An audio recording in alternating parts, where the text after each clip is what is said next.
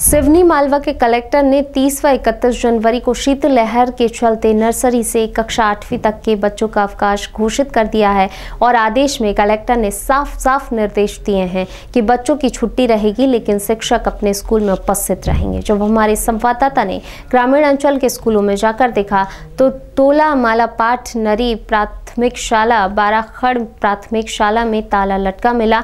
जब जवाबदार अधिकारियों से बात करनी चाहिए तो उन्होंने मीटिंग का हवाला देकर अपना पल्ला झाड़ लिया। आपको बता दें कि कुछ दिन पूर्व हमारे चैनल के माध्यम से खबर भी प्रसारित की गई थी कि अतिथि शिक्षकों के भरोसे चल रहे हैं शासकीय स्कूल।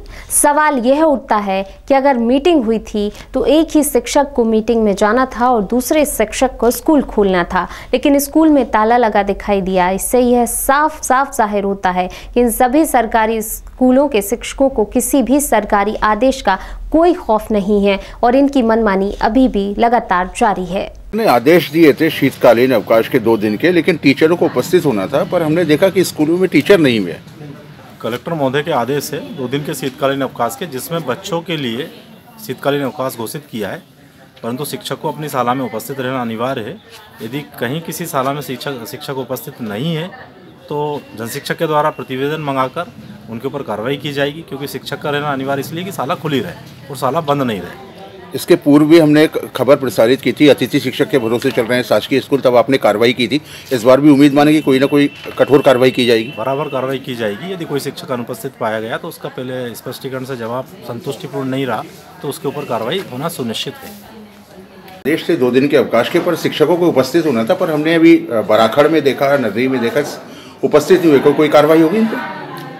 एक्चुअल में क्या है, हमारे द्वारा कलेक्टर के जो आदेश हुए थे उसके विषय में सभी शालाओं में निर्देश दे दिया गया था कि केवल बच्चों के लिए अवकाश रहेगा, शिक्षकों को शाला में उपस्थित होना है।